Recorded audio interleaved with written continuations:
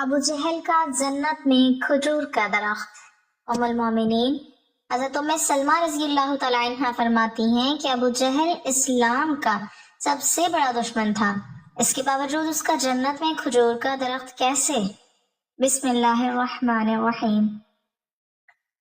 ابو جہل کا اصل نام عمر بن حشام اور کنیت ابو الحکم تھی، جس کی وجہ سے وہ عرب میں ابو الحکم کے نام سے جانا جاتا تھا۔ رشتے میں حضرت عمر رضی اللہ تعالیٰ عنہ کا ماموں اور اسلام کے عظیم سپہ سالار حضرت خالد بن ولید رضی اللہ تعالیٰ عنہ کا چچا تھا۔ عام لوگوں کا خیال ہے کہ ابو جہل کو یہ نام اسلام نے کم علمی اور ناخواندگی کی وجہ سے دیا تھا، جو کہ بالکل غلط ہے۔ ابو الحکم کا مطلب ہے علم و حکمت کا بادشاہ۔ وہ کئی گھنٹے بڑی لمبی لمبی تقریریں کیا کرتا تھا، شاعری بھی خوب جانتا تھا اور اپنے دور میں خانہ کعبہ کا متولی بھی تھا۔ میلے اور محفلیں کروایا کرتا تھا اور خانہ کعبہ کی تعمیر و توسیع میں بھی بڑھ چڑھ کر حصہ لیتا تھا۔ عرب کے لوگ دور دراز علاقوں سے لمبی مسافتیں طے کر کے اس کی تقریریں سننے آیا کرتے۔ ایک دن خانہ کعبہ کی دیوار سے ٹیک لگا کر بیٹھا تھا کہ ایک سیدھے سادے دیہاتی کا وہاں سے گزر ہوا، جس نے کہا کہ صاحب اگر اجازت ہو تو ایک بات پوچھوں، مگر آپ وعدہ کریں کہ سچ بولیں گے اور میرے سوال کے جواب میں کوئی ڈنڈی نہیں ماریں گے۔ جواب میں ابو جہل نے دیہاتی سے کہا کہ پاگل ہو گئے ہو، دیکھتے نہیں میں کتنی پاک اور متبرک جگہ بیٹھا ہوں، اس جگہ بھلا کوئی جھوٹ بول سکتا ہے؟ پوچھو کیا پوچھتے ہو۔ دیہاتی نے کہا اے ابو الحکم، محمد بن عبداللہ صلی اللہ علیہ وسلم کے بارے میں آپ کا کیا خیال ہے؟ دیہاتی کی زبان سے یہ غیر متوقع سوال سن کر ابو جہل تلملا اٹھا اور اسے کہنے لگا او ظالم، اس پاک جگہ تم کو یہ سوال نہیں پوچھنا چاہیے تھا۔ جس کے جواب میں دیہاتی نے کہا کہ میں نے اسی لیے اس جگہ کا انتخاب کیا ہے کہ یہاں کوئی جھوٹ بولنے کی جسارت نہیں کر سکتا۔ حیرانگی اور پریشانی کے آثار اس کے چہرے پر عیاں ہو گئے اور بھرائی ہوئی آواز کے ساتھ دیہاتی سے کہا سن آسمانوں کے رب کی قسم، اس نیلی چھت کے نیچے اور اللہ کی زمین پر محمد بن عبداللہ صلی اللہ علیہ وسلم جیسا سچا اور راست باز آج تک نہ پیدا ہوا ہے نہ ہوگا۔ وہ خود بھی سچا، اس کی نبوت بھی سچی، اس کا دین بھی سچا ہے، اور چشمہ فلک نے اس جیسا صادق اور امین آج تک نہیں دیکھا۔ دیہاتی نے حیران ہو کر کہا جناب اگر ایسی بات ہے تو کیوں نہ چل کر اس کی بیعت کر لی جائے اور جو دعوت وہ دے رہی ہے اسے قبول کر لیا جائے۔ جس کے جواب میں ابو الحکم نے وہ بات کہی جس نے اسے ابو جہل بنا دیا۔ کہنے لگا تیری ماں تجھ کو روئے، کبھی اس کی محفل میں جا کر دیکھو، وہاں تو عالم یہ ہے کہ کئی دن پیٹ پر پتھر باندھنا پڑتا ہے، اور اطاعت و فرما برداری کا یہ عالم ہے کہ ان کے ماننے والے ان کے وضو کا پانی زمین پر نہیں گرنے دیتے بلکہ اپنے کپڑوں سے مل لیتے ہیں اور ان کا پسینہ بوتلوں میں ڈال کر محفوظ کر لیتے ہیں۔ ان کی محفل میں آقا غلام کی بھی کوئی تمیز نہیں، سب برابر سمجھے جاتے ہیں، جبکہ تم کو معلوم ہے میں قریش کا ایک مانا جانا ہوا سردار ہوں۔ لوگ میری قدم بوسی کرنے کے لیے طول و عرض سے میرے آستانے پر حاضری دینے آتے ہیں، اپنا مال و متاع عطا نذرانے کے طور پر پیش کرتے ہیں، اور کوئی غلام میرے سامنے بیٹھنے کی جرت نہیں کرتا۔ تو تمہارا کیا خیال ہے میں یہ زاہ و حشمت، یہ شان و شوکت قربان کر کے ان کے قدموں میں جا بیٹھوں؟ یہ وہ جواب تھا جو ابو جہل کے اس مائنڈ سیٹ کی عکاسی کرتا ہے جسے اسلام جہالت کا نام دیتا ہے، کہ دوسرے کی بات کو سننے سے ہی اکثر انکار کر دینا چاہیے، اس کا دعویٰ اور دلیل کتنے ہی وزندار اور حقیقت پسندانہ کیوں نہ ہو۔ عمر بن حشام کو ابو جہل یوں نہیں کہا گیا، بلکہ ایک بار تو ایسا بھی ہوا۔ بڑی تیز بارش اور آندھی و طوفان تھا، ابو جہل کے دروازے پہ دستک ہوئی تو اس نے اپنی بیوی سے کہا کہ اتنے خراب موسم میں میرے دروازے تک آنے والا جو بھی سوال کرے گا، مجھے لات و عزا کی قسم میں انکار نہیں کروں گا۔ جب دروازے پر پہنچا تو دیکھا کہ کائنات انسانی کا سب سے شریف اور سچا انسان، جس کی چوکھٹ پہ فرشتے بھی ادب سے حاضر ہوتے ہیں، اپنی چودھری کی چاند سے زیادہ خوبصورت چہرے پر دل موہ لینے والی مسکراہٹ کے ساتھ اللہ تبارک و تعالیٰ کی وحدانیت اور کبریائی کا عالم لیے کھڑا ہے اور اپنے معصوم لبوں سے دلیل اور منطق کے انمول موتی بکھیر رہا ہے۔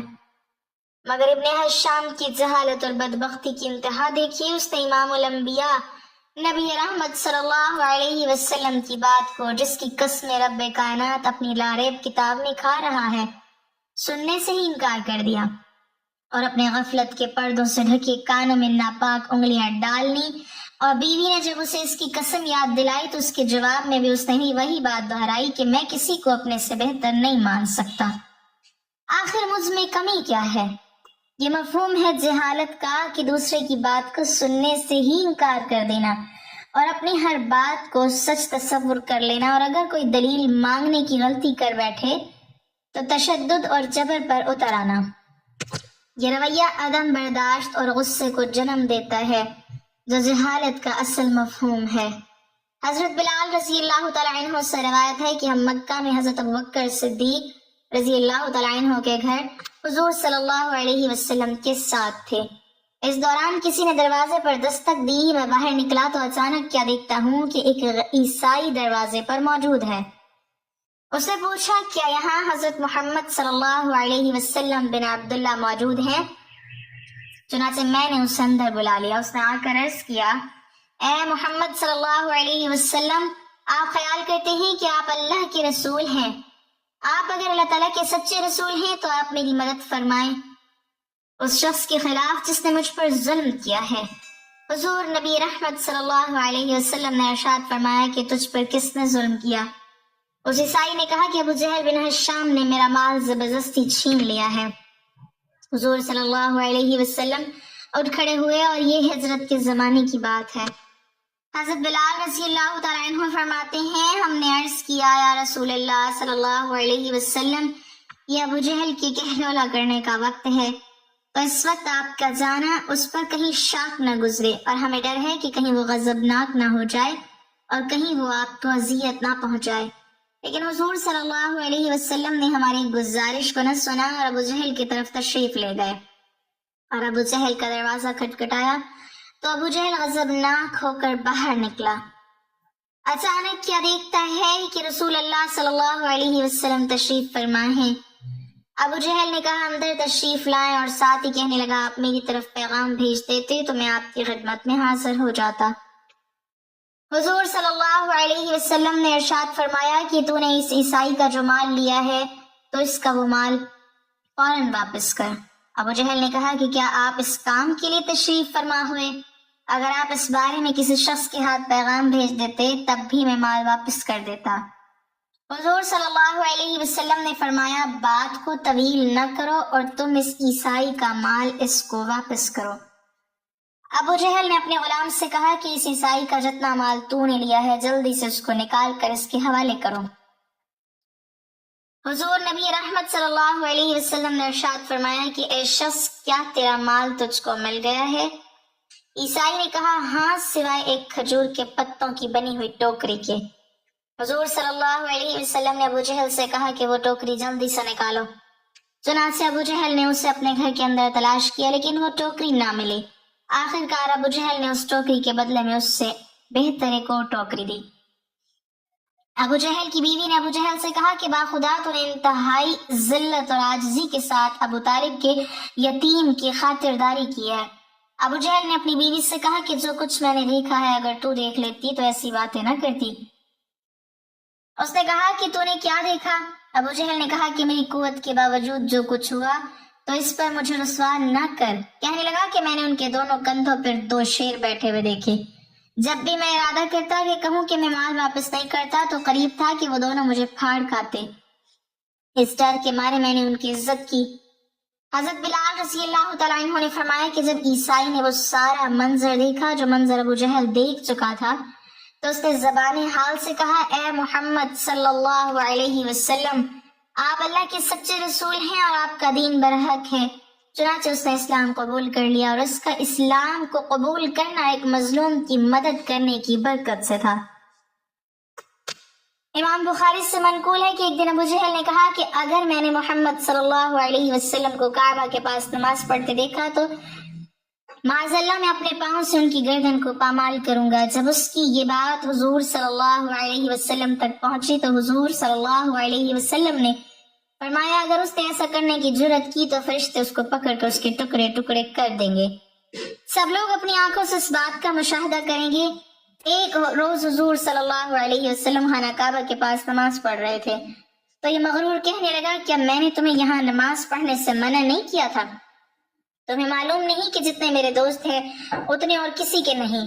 नबी करीम सल्लल्लाहु अलैहि वसल्लम ने उसे झड़क दिया। उसी वक्त हज़रत जिब्राइल अलैहिस्सलाम हाजिर हुए और ये पैगाम रब्बानी सुनाया। तर्जुमा, बस बुलाए अपने हम नशीनों को अपनी मदद के लिए, हम जहन्नुम के फरिश्तों को बुलाएंगे। हज़रत जिब्राइल अलैहिस्सलाम ने कहा कि अल्लाह की कसम, अगर उसने अपने दोस्तों को बुलाया तो उस वक्त अजाब के फरिश्ते उसे पकड़ लेंगे। एक रोज फिर उस बदबख्त ने हुजूर सल्लल्लाहु अलैहि वसल्लम को नमाज पढ़ते देखा तो बकने लगा कि क्या तुम्हारे सामने मोहम्मद सल्लल्लाहु अलैहि वसल्लम अपने चेहरे को माज़अल्लाह खाक आलूद करता है, यानी सजदा करता है? लोगों ने कहा हाँ। उस मलऊन ने कहा, लात और उज़्ज़ा की कसम, अगर मैंने उसको इस तरह नमाज पढ़ते देखा तो उसकी गर्दन को अपने पांव से रौंद डालूंगा और उसके चेहरे को गर्द आलूद कर दूंगा। एक रोज हुजूर सल्लल्लाहु अलैहि वसल्लम नमाज पढ़ रहे थे तो वो नजदीक आया ताकि अपने खबीस इरादे की तामील करे, लेकिन करीब आते ही अचानक उल्टे पांव पीछे भागा और अपने हाथों से अपना बचाव करने लगा। उससे कहा गया, तुम्हें क्या हो गया, क्या कर रहे हो?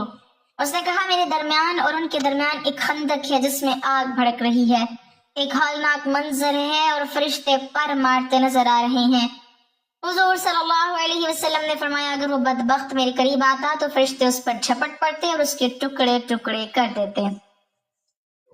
अबू जहल उम्र बिन हशाम का जन्नत में खजूर का दरख्त वाला वाक़या एक मशहूर वलीउल्लाह सैयदना अबू दुर्दा रज़ियल्लाहु तआला अन्हु से मंसूब है, जो बाज़ रिवायात में बयान हुआ है। ये वाक़या अबू जहल की दावत रसूल सल्लल्लाहु अलैहि वसल्लम और उसके अंजाम की अजीब हिकायत बयान करता है।